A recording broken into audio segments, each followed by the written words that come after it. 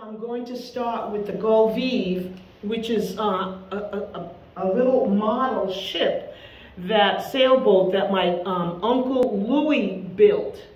So as the story goes, my Uncle Louis lost his mother when he was like maybe about 10 years old. And his aunt was all he had left, because he was an only child at that point.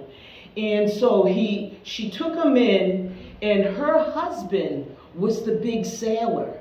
Okay, so he ended up living with them and being on the water pretty much all day. And I'm not sure how much schooling he did, but whatever, this couple, his aunt and uncle, took him in and loved him and showed him the ways of the ropes of the water. And at a very young age, Louis became a captain. And when I was just in St. Martin, yes? Where was that? Where was this boat? This boat was in Grand Cause, St. Martin, French West Indies. And what happened was, while I was just there last week, I spoke to a bunch of my cousins, and I said, what stories do you have about Louis, so that I could present it? And one story that came up was that one day he was traveling with his crew from Grand Cause, St. Martin to St. Croix, and a squall came up. And in the squall, he was closing in on St. Croix, but not quite there. And I think as it goes, when you come into a port, you have to ask permission to enter or be escorted in. And at that time, he didn't have any time to waste to go and get the official clearance to come in with his schooner. So he sailed into, they called it Megan's Way. And he got into like this lagoon to shelter himself as well as his ship and his crew from this storm. So while the storm passed, once the storm passed, maybe it was the master of the lagoon, or the harbor master. Yeah, the harbor master. He comes down looking for who's this schooner coming into my port without permission.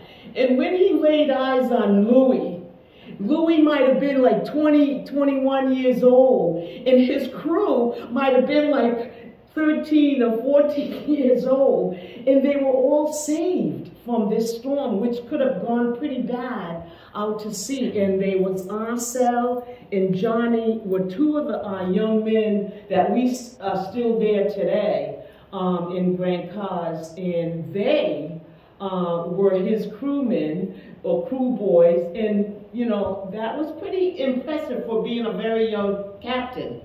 And this one guy, Johnny, who is still in Grand Cause, he builds the actual boats in his yard. And within the last maybe 2 or 3 years, he's just finished one, if I'm correct. Whether it's been launched out to sea to compete in the races during the Fete, I'm not sure yet. But these are just local guys who have grown up in a fishing community like Grand Cause, and they build ships like this, but not so much for shipping cargo, but for races.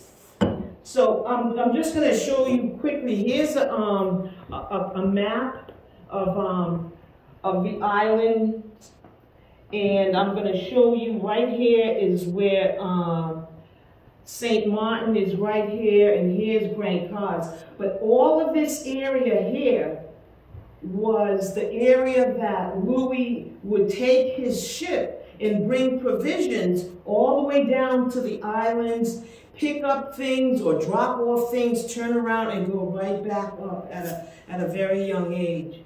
So it's very impressive. And I would say that when he moved to the United States, he worked all his life at Electric Boat, but he always had like either a cabin cruiser or some type of boat that he always gave us rides on the boat. And I talked to my sister today, and she said he was a great uncle because he taught me to drive. Ellie, I talked to my sister Ellie, which I'm hoping she's on there today, but my Uncle Louis taught my sister Ellie how to drive, and she still, you know, remembers that. And she said when he was teaching her, he would reminisce about being back in St. Martin and how wonderful those days were. It was really pretty nice. So that's my little story about my Uncle Louis and the GulfWeed.